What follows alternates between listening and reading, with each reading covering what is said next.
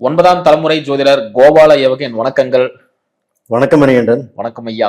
எப்படி இருக்கிறீங்க? நல்லா இருக்கேன். நீங்க எப்படி இருக்கீங்க? நல்லா இருக்கிறேங்க. சிறப்பு ஐயா. ஐயா, நம்ம வந்து சனி வக்ர பயிற்சி பலன்கள் பார்த்துட்டு வந்துட்டு இருக்கோம். ஸோ அந்த வரிசையில் நீங்க நம்ம பார்க்கக்கூடிய ராசி தனுசு ராசி. இந்த தனுசு ராசிக்கு வந்து இந்த வித பலன்கள் இருக்கு. அதுவும் சனி வேற வக்ரமா வேற வராரு. ஸோ அப்படி இருக்கும்போது சனியின் அடக்கிற மாதிரி அவர் ஒரு ராசி அதிபதியை பார்க்கவும் செய்யறாரு. ஸோ மிக சிறந்த ஒரு சம்பவமா இருக்க போகுதுன்னு நினைக்கிறேன். ஸோ இவங்களுக்கு என்ன விசேஷம் நடக்க போகுது? ஆல்ரெடி பார்த்தீங்கன்னா நிறைய கடன் சுமைகள் இருக்கிறாங்க, வேலை இல்லாமல் திண்டாடிட்டு இருக்கிறாங்க, நிலையா அதாவது பல ரொம்ப ஓனரமா இருந்த இப்பெல்லாம் ஒண்ணுமே இல்லாம இருக்கு அப்படின்னு சொல்றாங்க. ஸோ அப்படிப்பட்டவங்களுக்கு இந்த சனியின் தாக்கம் கம்மியானனால வலி பிறக்குமா? அதற்கு முன்னாடிங்க சனி வக்ர பயிற்சி பத்தி நம்ம பார்க்க போறோம். அதற்கு முன்னாண்ட என்னை வாழ வைக்கும் ஸ்ரீ அம்பிகை ஜோதிடத்திற்கும் என்னுடைய வாடிக்கையாளர்களுக்கும் என்னுடைய நேயர்களுக்கும் என்னுடைய மனமார்ந்த நன்றிகள். இப்போ சனி பகவானுடைய வக்ரம் இதை பற்றி எல்லா ராசிக்கும் நம்ம வந்து வீடியோ போட்டிருக்கிறோம்.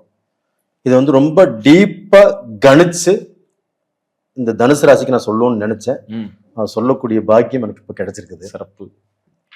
சனி பகவானுடைய வக்ரம் தனுசு ராசியை என்ன செய்யும்? ஃபர்ஸ்ட் சனி பகவானுடைய வக்ரம் எப்பன்னு பார்த்துக்கலாம். ஜூலை மாதம் 27ஆம் தேதி சனி பகவானுடைய வக்ரம் ஆரம்பிச்சு டிசம்பர் மாதம் 11ஆம் தேதி சனி பகவானுடைய வக்ரம் முடியுது. அதுக்கப்புறம் வக்ர பயிற்சி ஆயிடுது. 138 நாட்கள். இது வந்து தனுசு ராசிக்கு சனி பகவானுடைய வக்ர பயிற்சி.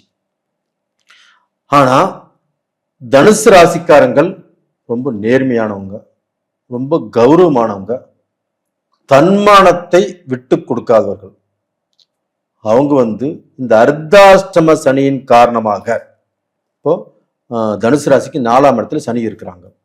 இந்த அர்த்தாஷ்டம சனியின் காலமாக அப்படியே வேதனையால் மனசு கூனி குறுகி குடும்பத்துல பிரச்சனை, தொழில பிரச்சனை, சொந்த பந்தத்துல பிரச்சனை, வாங்கின கடனை கட்ட முடியல, பணத்தை திருப்பி கொடுக்க முடியல, இது மாதிரி நிறைய மன வேதனைகளோடு அவங்க வாழ்ந்துட்டு இருக்கிறாங்க.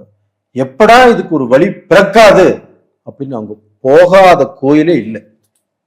அப்படிப்பட்டவர்களுக்கு இப்ப அருமையான டைம் தனுசு ராசிக்காரங்களுக்கு வந்தாச்சு. இது எப்படி சொல்றேன் அப்படின்னா, தனுசு ராசி 4ஆம் இடத்துல சனி. 4ஆம் இடத்துல அந்த சனி பகவான் இருந்து அந்த சனி பகவான் அப்படியே லேசா இப்போ வந்து இந்த சனி பகவான் வந்து கொஞ்சம் அப்படியே தன்னுடைய பார்வையை திருப்பி பார்க்கிறார். ஏன்னா அர்த்தாஷ்டம சனியாவர் இருக்காரு. அர்த்தாஷ்டம சனியாக இருக்கக்கூடிய சனி பகவான் 4ஆம் இடத்துல இருந்து அந்த பார்வையை கொஞ்சம் அப்படியே திருப்புறாரு வக்ரமா. அப்ப கீழ் நோக்கி பார்க்கிறாரு. அப்ப அந்த சனி பகவான் வந்து பாத்தீங்கன்னா அந்த மேனத்திலேயே அந்த சனி பகவான் இருக்கிறாரா, இல்ல வந்து பாத்தீங்கன்னா கும்பத்துக்கு வந்துடுறாரா அப்படின்னு பார்க்கும்போது கும்பத்துக்கு வர்றதில்லை. கும்பத்தை நோக்கி வர்றாரு, ஆனா கும்பத்துக்கு வர்றதில்லை.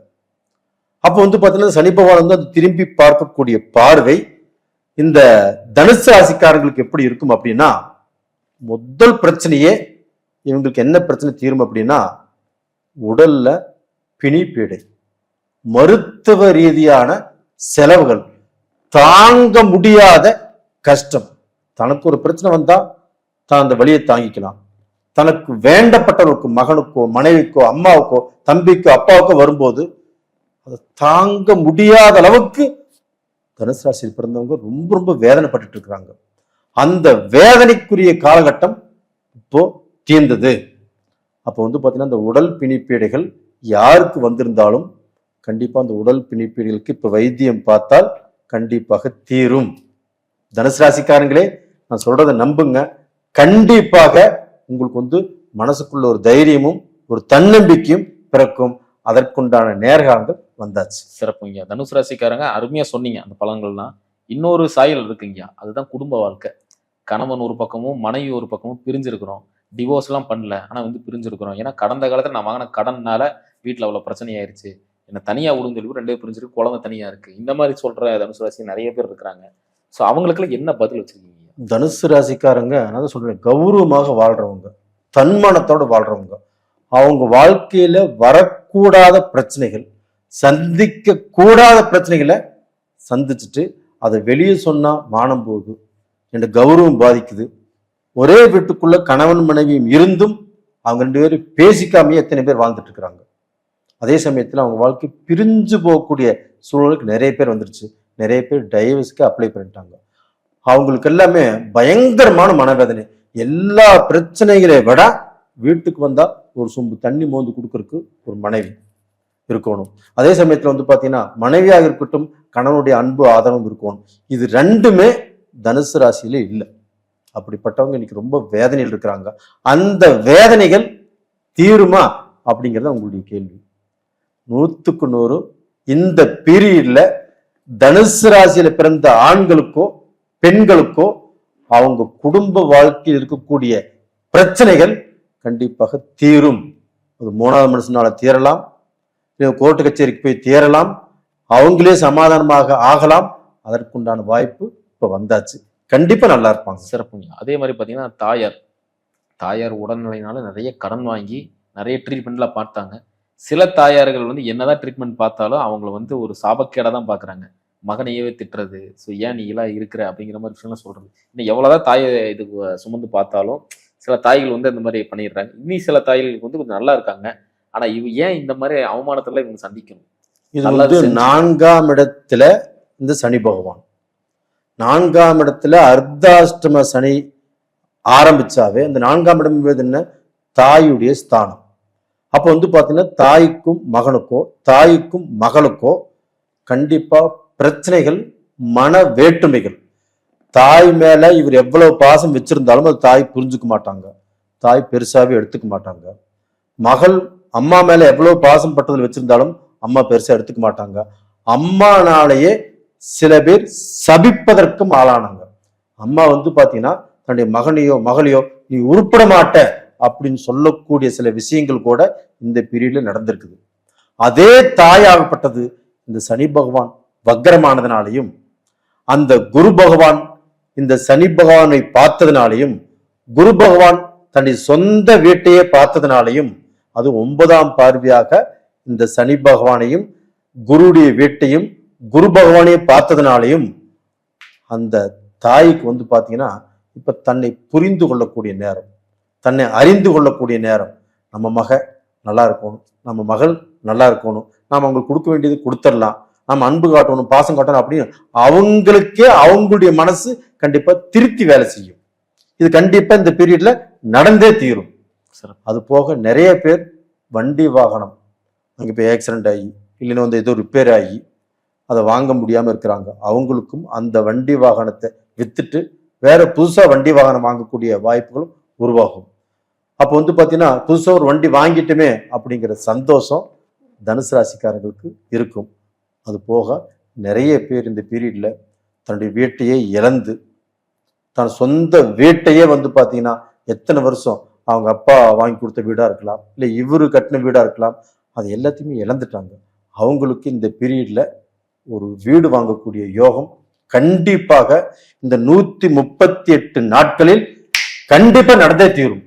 தனுசு ராசிக்காரர்கள் இதை எதிர்பார்க்கலாம். எப்படி நடக்கும்னு கூட நீங்க கேள்வி கேட்கலாம். அவங்களுக்கே தெரியாது. இது வந்து பாத்தீங்கன்னா ஏதாவது ரூபத்துல இது வரும்.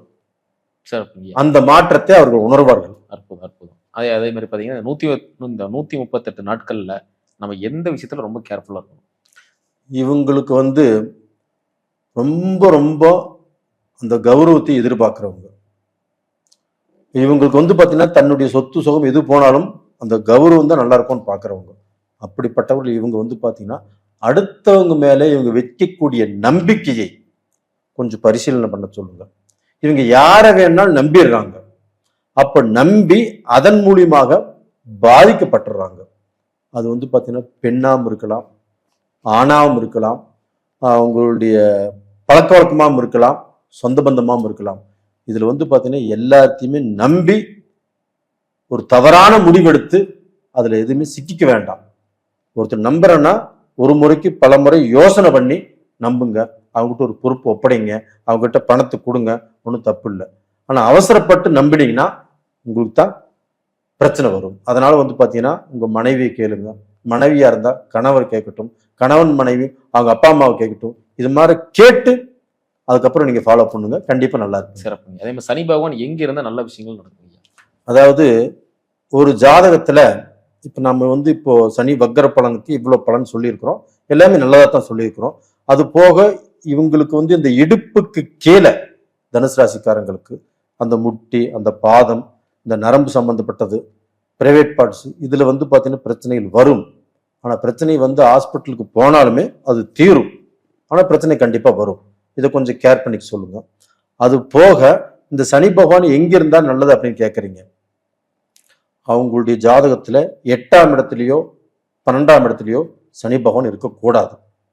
அது போக ஆட்சியா இருக்கலாம், உச்சமாக இருக்கலாம், நீச்சமாக இருக்கக்கூடாது. அது போக சனி பகவான் வந்து ராகு கேதுக்களோட தொடர்புல இருக்கக்கூடாது.